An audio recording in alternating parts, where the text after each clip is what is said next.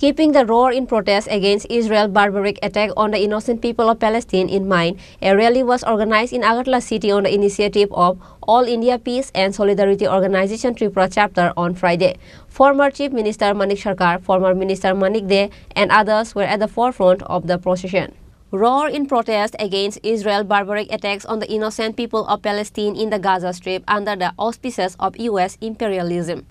Keeping the roar in protest against Israel's barbaric attack on the innocent people of Palestine in mind, a rally was organized in Agartala city on the initiative of All India Peace and Solidarity Organization Tripura chapter on Friday. The procession circumambulates various streets of Agartala city. Former Chief Minister Manik Sarkar, former Minister Manik De, and others were at the forefront of the procession. The procession ended at Paradise Chomani in the capital, and later there was a road meeting. Former Chief Minister Manik Sarkar was present as a keynote speaker in the road meeting.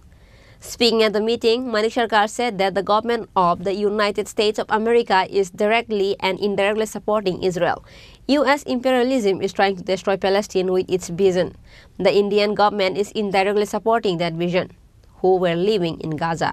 পররাষ্ট্র দপ্তরের একজন মুখপাত্র সারা ভারতবর্ষের কোণে কোণে যখন এই ইসরায়েলের আক্রমণের বিরুদ্ধে ভারতবর্ষের মানুষ সোচ্চার, পৃথিবীর দেশে দেশে মানুষ এই ইসরায়েলের আক্রমণের বিরুদ্ধে সোচ্চার, বিশেষ করে জাফনার যে সাম্প্রতিক অতীতের যে আক্রমণ, তাতে করে মানুষ যেভাবে ফুসছেন, এই প্রেক্ষাপটে দাঁড়িয়ে ভারত সরকার শেষ মুহূর্তে বুঝতে পারছেন যে তারা আন্তর্জাতিক পরিসরে এবং ভারতবর্ষের মধ্যে বিচ্ছিন্ন হয়ে পড়ছেন। আমরা জানি না কালকে সর্বশেষ নির্বাচনের দফা 56টা আসনে ভোট হবে, এমনিতেই আওয়াজ উঠেছে এই সরকার আর ফিরে আসতে পারবে না। এই শেষ রক্ষা করবার জন্য এটা কৌশলী রাজনৈতিক অবস্থান কিনা জানি না, এই পররাষ্ট্র দপ্তরের জনপ্রিয় মুখপাত্র আজকে যেটা বলবার চেষ্টা করলেন, এতদিন পর 9 মাসের ব্যবধানে, যে না আমাদের দেশে ভারত সরকারের এই যে 1980 সালে প্যালেস্টাইন স্বাধীন যে রাষ্ট্র, তাকে যে সমর্থন জানিয়েছে, আমরা এই অবস্থান অনুসরণ করছি, সেই অবস্থান নিয়েই প্যালেস্টাইনের স্বাধীন সত্তাকে আমরা সমর্থন করছি। এতটুকু কথা তারা বলেছেন এবং বলছেন এই জাফনাতে যে আক্রমণ হলো, বলছেন এটার জন্য অনেকটা না বলতে পারার মতো সারা পৃথিবী যে প্রতিবাদ, এর পরিপ্রেক্ষিতে উঠাসা হয়ে তারা বলবার চেষ্টা করছেন না জাফনায় যে আক্রমণটা হলো, এই আক্রমণটা কোনো মতেই সমর্থন করা যায় না, এটা বন্ধ হওয়া দরকার।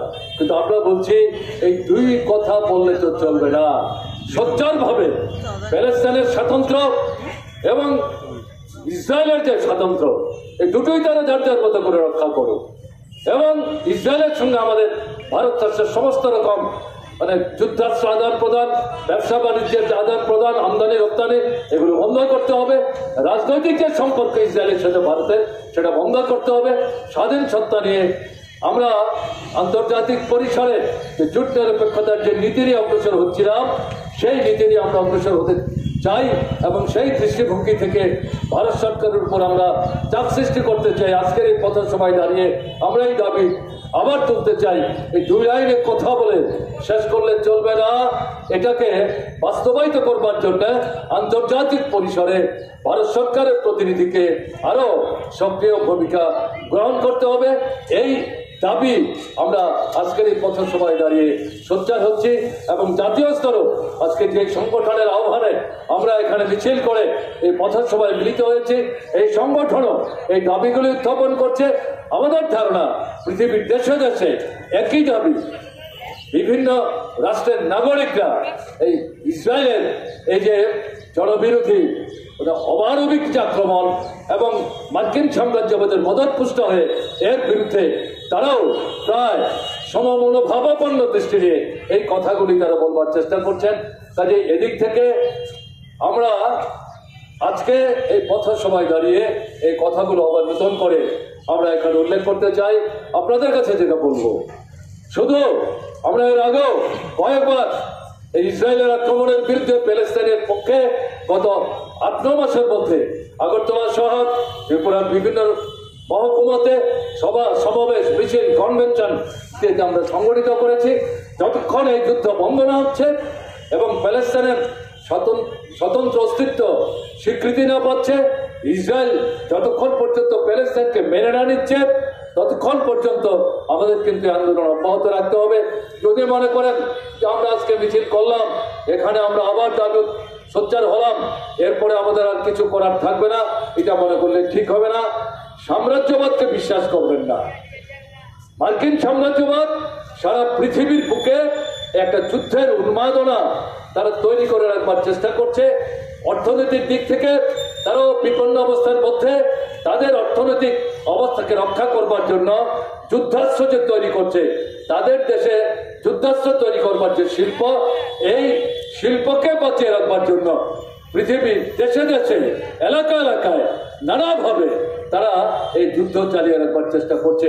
তাই আজকে প্যালেস্টাইনের পক্ষে দাঁড়ানোর অর্থ, ইসরায়েলের বিরুদ্ধে কথা বলার অর্থ, মার্কিন সাম্রাজ্যবাদের বিরুদ্ধে, পুঁজিবাদের বিরুদ্ধে, সাম্রাজ্যবাদের বিরুদ্ধে আমাদের যে স্লোগান, সাম্রাজ্যবাদের বিরুদ্ধে আমাদের যে সংগ্রাম, এই সংগ্রাম সমর্থক এই দৃষ্টিভঙ্গি নিয়ে যতদিন পুঁজিবাদ থাকবে, যতদিন সাম্রাজ্যবাদ থাকবে, তাকে নিশ্চিহ্ন করবার জন্য আমাদের এই সংগ্রামও অব্যাহত ধারায় আমাদের চালিয়ে যেতে হবে।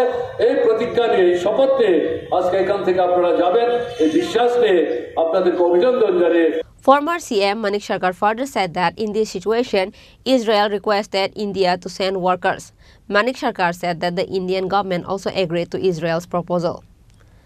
Bureau Report, Chini Khorang.